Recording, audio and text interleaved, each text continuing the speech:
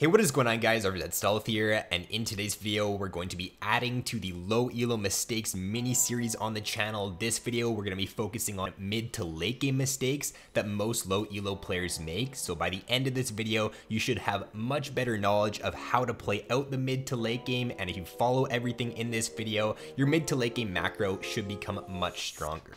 Alright, so to start things off, your number one is going to be players don't really know what to prioritize, what objectives to prioritize in the mid to late game, and especially when it comes to going for Baron or going for towers. I feel like a very common one in the lower elos is that players will over prioritize towers instead of taking Baron. For example, if you end up acing the enemy team, a lot of the time players will just go mid, take one or two towers, and then either not even go for Baron or try to risk going for Baron when the enemy team is respawning and they could look to contest it. A lot of the time getting Baron is just going to be way more worth it than getting a tower, even getting an inhibitor a lot of the time, because once you get that Baron buff, you're going to be able to take those towers much easier if you group with your team and push. So you don't really even need to take a tower before you end up getting the Baron. Look to prioritize that Baron a lot more. If you do end up getting an ace, you end up killing a lot of the enemy team instead of taking towers, because it's just going to allow you to snowball even harder and close out the game a lot easier.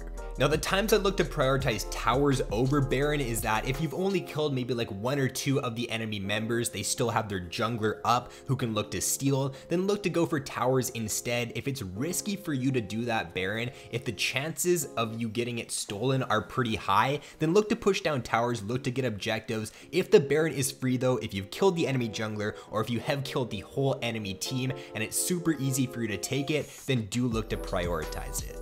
Now for number two, it's that most players try to make too many solo plays when they're ahead. You'll see a lot of players just trying to invade into the enemy jungle alone, trying to get picks. You'll find players just running down mid lane, looking to dive the tier 2 tower very early on, just end up dying, giving up big shutdowns. If you do get ahead in the early game, you really don't have to play very aggressive at all. You can play very calculated when you do get ahead, because you should be forcing the enemies to make the move into you, force them to make the mistakes instead of you making mistakes and throwing the game. So when you get ahead, just look to group with your team, look to maximize your advantage, stay grouped. If you're ahead, if every single lane is ahead, you should really never lose a game if you are grouped. As long as you group up, you don't end up getting picked out, you should pretty much win every single team fight. Games are just going to be easily thrown if you do try to play too overly aggressive and you try to make plays by yourself, you try to be the hero. So just stop trying to be the hero so much and just play with your team, and it's going to allow you to win a lot more games. So for number three, a lot of players don't know when to split push or when to group, and there are a bunch of different factors that do come into, or that you do have to consider as to whether or not you should split or whether or not you should group. A couple of different questions you should ask yourself are, can your champion team fight? If you're playing a strong team fight champion and you are ahead, you should definitely look to group. If you're playing a champion who can both team fight and both split push, if your team is behind but you are ahead, then you should be looking to split push in that situation, because you can draw pressure, you can allow your team to possibly win a 4v3 fight, and if you can win the 1v2 because you're ahead in the side lane, then you can definitely look to win a lot of games even if your team does end up falling behind early. Not only do you have to consider which champion you're playing and what your team comp consists of, you also have to take into consideration what the enemy team comp has. So does the enemy team comp have any hard engage? If they don't have any hard engage at all, then it's going to be much easier for you to just split push, because the likelihood of your team getting engaged on when you're splitting is going to be a lot lower. If they have hard engage though, if they have someone like a Leona, a Nocturne, a Zac, just very hard engaged champions, then if you are ahead especially, it's just going to be best to group even if you are playing a split push champion, because if your team gets engaged on and they just end up dying, you lose the fight, then you being in the side lane really doesn't matter too much. If they just lose the fight, you lose the Baron after that, chances are you're going to lose the game. So if the enemy team comp does have a lot of hard engage, it's going to be best to group in most situations.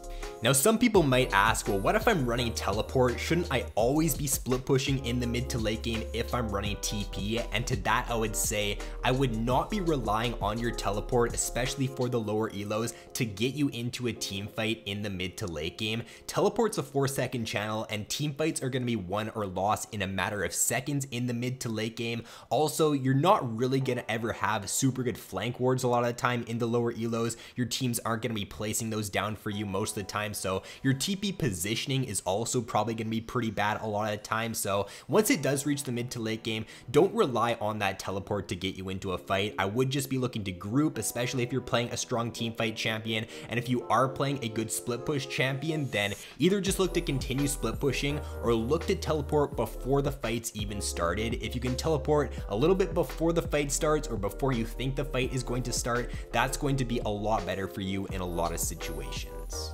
So moving on to number 4, most players try to group mid and they just fight all the time instead of trying to play around vision. Playing around vision is just a very easy way for you to look to close out games, and it just minimizes throws a lot. A lot of times in the lower elos, you'll just see players grouping mid lane, running down mid, or just running down a lane throughout the whole game, not even trying to control Baron, not even trying to get any pink wards in bushes, and just trying to make the enemy face check into you. You want to be forcing the enemy to play into you, especially when you do have a lead. Even if you don't have a lead, even if it's even, if you can control vision and you force the enemies into you, you can find picks. Off of those picks, you can get objectives, you can take a Baron from that. So I think that even if you do fall behind in the lower elos, it's pretty easy for you to make a comeback as long as you can control vision well, and as long as you can play around objectives and just stop running it down mid.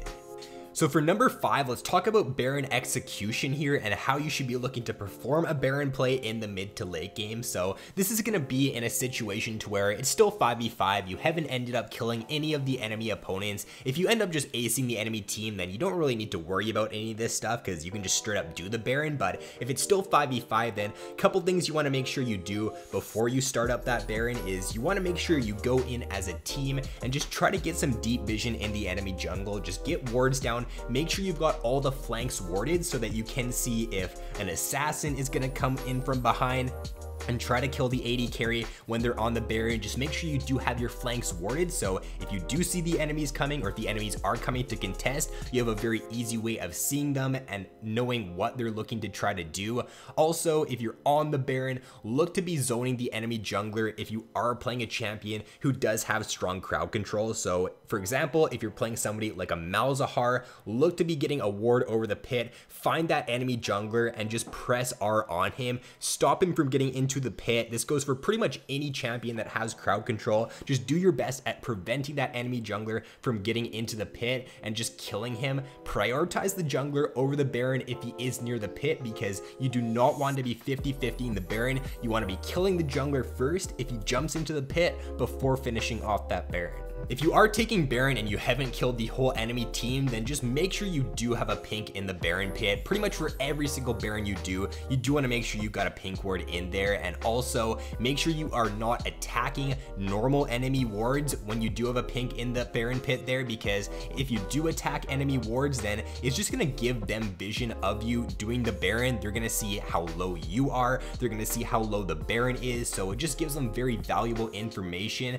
Do not be hitting normal wards if you have a pink ward in the pit, because the pink ward is going to disable that and there's no point at all in auto attacking that ward. So number 6 has to do with side wave management, and that is especially if you do end up getting a lead in the early game. If you're ahead, then you should always be looking to just push out your side waves and then look to group. So for example, if you end up taking the Baron, don't just like take the Baron and go mid right after that. Unless you can like end the game, or unless you can get a bunch of towers for free, then look to reset, spend your gold, push out the side waves, make sure all your side waves are pushing so that you do have the ability to very easily rotate over to them after you do end up taking a tower. It's just going to increase your tempo in the mid to late game a lot, and it's just going to allow you to get a lot more objectives if you do have all your side waves pushing. So you shouldn't really be grouping on a lane and pushing down that lane if your other lanes are not pushing as well. So for number 7, I don't know what it is about dragons in the lower elos, but players tend to over prioritize them way too much, and they think that if they end up losing a dragon, it's just going to end up losing their team the game. But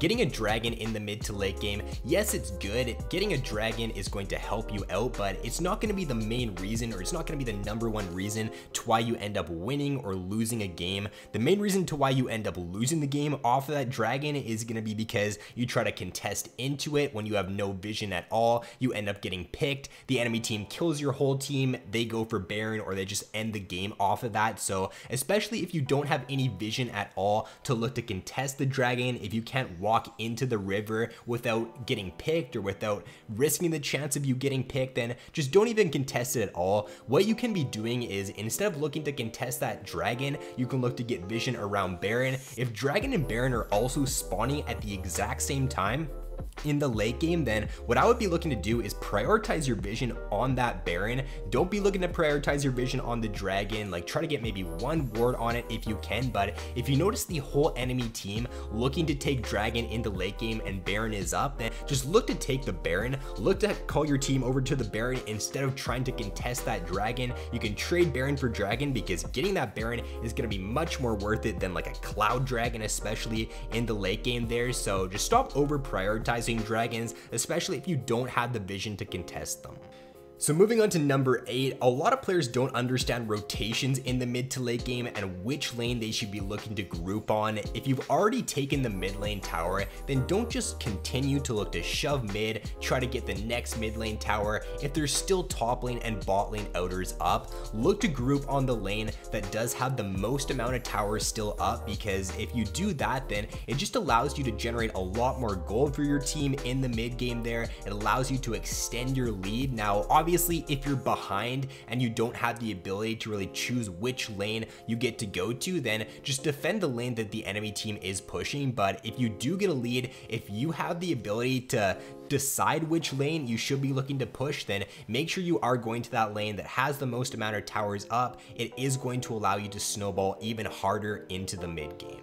For number 9, it kind of segues off of number 8, and that is most players overstay in a lane when nothing is being accomplished. So for example, if you're group bot lane with your team, you're pushing down that bot tower, and after 2 or 3 waves, you're just not able to get any chip damage on the tower at all. You'd have to dive in order to try to take that tower. Then don't dive, don't throw the game, look to make a rotation over to mid lane. And this is where having all your lanes shoving is super important, because it allows you to make this kind of rotation. Even if you're not able to get an objective in one lane, that doesn't mean you're not able to rotate over and get an objective in a different lane. So look to rotate mid, beat the enemy team there, take down that mid lane tower, and then after that, you could look to rotate top. So just making smart rotations in the mid to late game and not just continuing to shove down one lane is super important. What you'll see as well a lot of the time is that once you've ended up taking the inhibitor in one lane, your team will just stay in that lane and try to continue to push towards the Nexus towers. And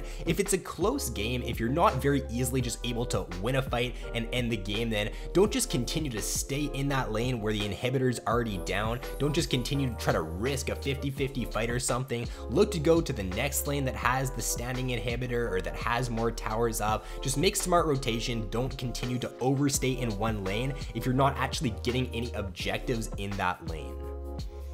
For number 10, most players don't use their flash correctly later on in the game. The rule of thumb I would say with how you should be using your flash later on is that if you're flashing for a kill that's not going to net you anything, not going to net you an objective, then you should not even be flashing for that kill at all. You should be flashing to live a lot of the time, or flashing to get a kill that's going to net you an objective or that's going to net you a big pick in a team fight. If you're flashing for a kill and then you just end up doing nothing off of that, then you've just wasted your flash, because a 300 gold kill means literally nothing in the late game. This is something, especially for AD carries, you really have to take a look at, and you do have to just really think about, take a look back at your replays, see how you're using your flash in the late game, because if you're flashing for random kills and then in the very next team fight you get engaged on and you die because you don't have your flash, then that's a huge mistake there, and that's basically the reason to why you end up losing that game. So really focus on how you're using your flash in the late game, because it's a very important summoner spell to have up.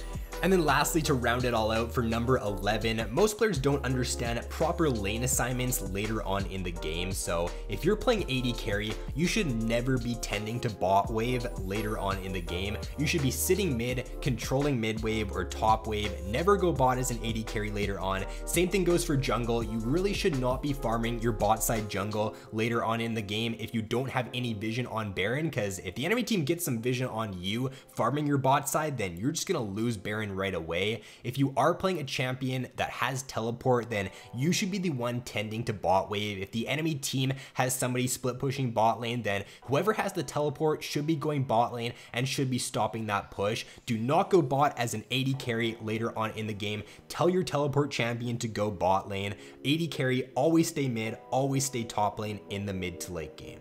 For mid lane and for support, it's really going to depend on the game. If you're running a mid laner who does run teleport, you can look to tend to bot wave. You can go mid or you can go top. For support, I would just look to stay with your AD carry in the mid to late game, or just stay around Baron. Make sure you are controlling vision around the objectives, and those are going to be your most common lane assignments. Some games it might change, some games it might be a little bit different, but those are going to be the most standard ones that you should be looking to follow in most of your games. So that is going to be it for the video, guys. I will leave the playlist up here of other videos on low elo mistakes, so be sure to take a look at those if you have yet to already. If you guys did enjoy this video, then be sure to drop a like and subscribe if you have yet to already. So thanks for watching, have an awesome day, and I will see you in my next video.